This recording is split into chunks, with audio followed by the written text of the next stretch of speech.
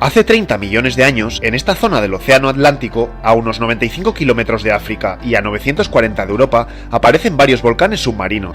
A lo largo de siglos y siglos y siglos, estos volcanes van amontonando material hasta que llegan a la superficie. Y así surgen primero Lanzarote, luego Fuerteventura, Gran Canaria, Tenerife, La Gomera y por último, La Palma y El Hierro. Son las Islas Canarias, un archipiélago con paisajes espectaculares y temperaturas primaverales todo el año. En esta isla, en Tenerife, se encuentra el Teide, el punto más alto de España y el tercer volcán más alto del mundo. Vamos a por su historia. Estas islas permanecen desiertas millones de años, hasta que según algunas teorías, hacia el primer milenio a.C., un conjunto de aborígenes bereber salen de esta zona de África y llegan a las Islas Canarias, y se van instalando en ellas organizándose en pueblos y tribus. Son los primeros pobladores de las islas. Habitan en cuevas y en chozas como esta. Viven del ganado y de una forma rudimentaria de la agricultura, y también de la pesca.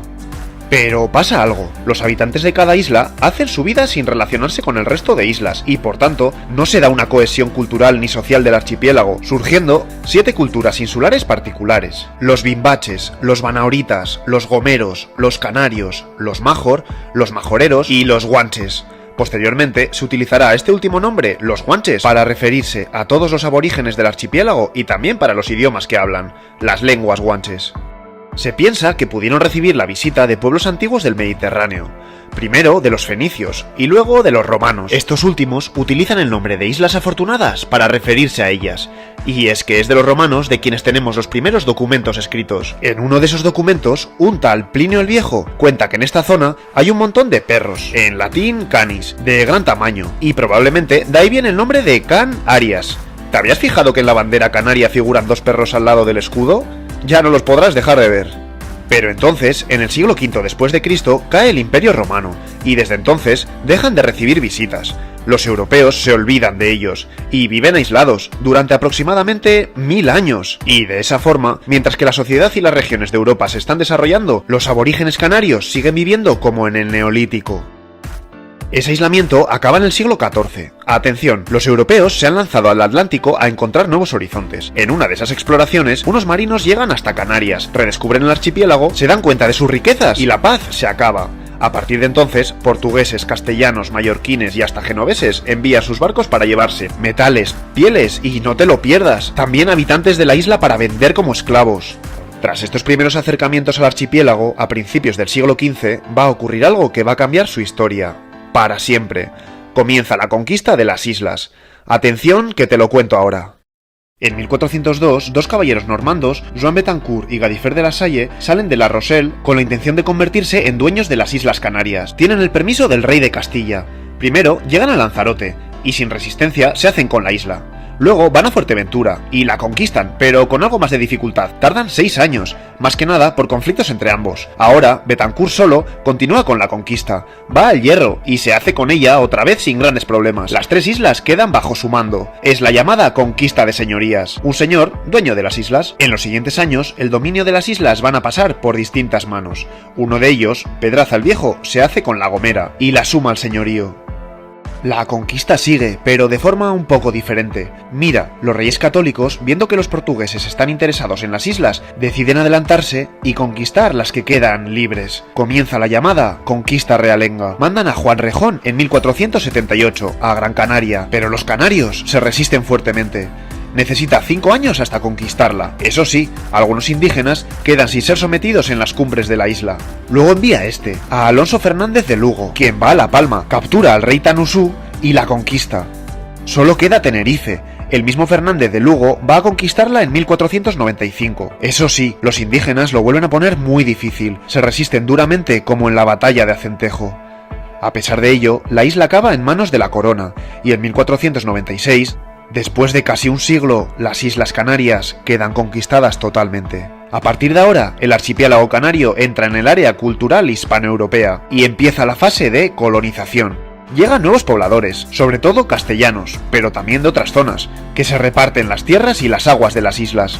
Y se crea un gobierno para desarrollar la nueva sociedad colonial canaria. Pero un momento, Debes saber algo. Los conquistadores van a ejercer abusos crueles contra el pueblo indígena canario, imponiéndoles su lengua y religión, y llevándose a muchos de ellos como esclavos. Además, muchos mueren por enfermedades traídas por los colonizadores. El mundo aborigen queda prácticamente destruido.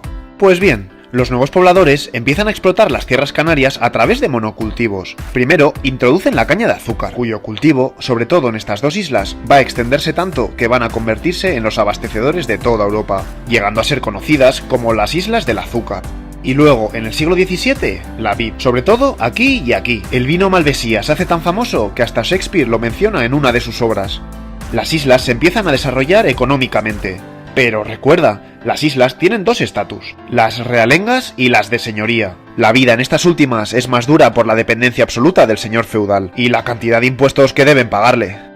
Pero volvamos atrás un poco en el tiempo, que tenemos que hablar de él, Cristóbal Colón. En 1492 emprende el viaje que le va a llevar a América, pero su navío sufre un incidente y debe pasar un mes aquí, en La Gomera, antes de salir definitivamente al nuevo continente. Lo hará acompañado de varios canarios.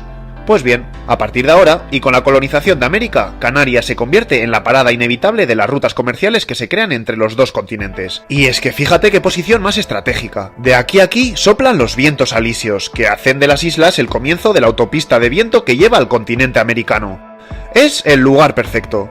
Durante mucho tiempo, uno de los puntos más importantes del mundo. Y en esta autopista entre dos continentes, muchos canarios y canarias van a migrar a América con la intención de enriquecerse y poblar el continente. Lo hacen a toda esta zona, pero sobre todo a esta parte del Caribe.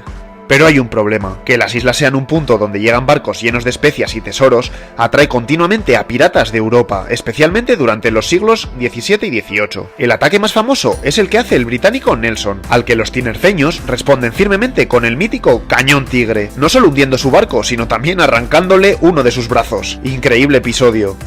Seguimos. Los canarios y canarias han vivido durante los últimos siglos en un régimen feudal. Ya sabes, unos pocos burgueses dominando al pueblo campesino y pobre. Y entonces llega el siglo XIX. Napoleón invade España y la corte española se desplaza a Cádiz, donde se redacta la primera Constitución española. Es el primer paso contra las monarquías absolutistas. Se eliminan los señoríos y además el país se divide en provincias. Canarias se convierte en una de ellas. Pero pasa algo. Emerge la rivalidad entre dos islas, Gran Canaria y Tenerife, por ver quién se queda con el dominio del archipiélago. Durará mucho tiempo, ya verás. En este siglo, en las islas, se inicia el cultivo de la cochinilla, de la que se saca un colorante natural muy valorado. Y después del plátano, que se convertirá en el pilar fundamental de la economía canaria, y en uno de los símbolos del archipiélago. Y algo más, durante todo el siglo la migración continúa, sobre todo a Cuba. Lo hacen más de 50.000 canarios y canarias. Llegamos al siglo XX. España pierde sus colonias en América, los países se han independizado y el tráfico comercial con este continente desciende un montón. A principios del siglo se cristaliza el sentimiento regionalista e independentista de muchos canarios y canarias, que incluso se organizan políticamente creando el Partido Nacionalista Canario. Pero entonces, en 1936, Francisco Franco, destinado en Canarias, sale de aquí para emprender su ofensiva militar, dando lugar a la Guerra Civil Española, y posteriormente a la dictadura franquista, una época terrible en la que la población canaria vive una brutal represión con persecuciones, torturas y muertes. Con todos estos sucesos, Canarias se empobrece y se hunde en una situación de escasez y pobreza, y cantidad de canarios y canarias vuelven a migrar, esta vez sobre todo a Venezuela. Muchos de ellos lo hacen de forma clandestina en los llamados barcos fantasmas.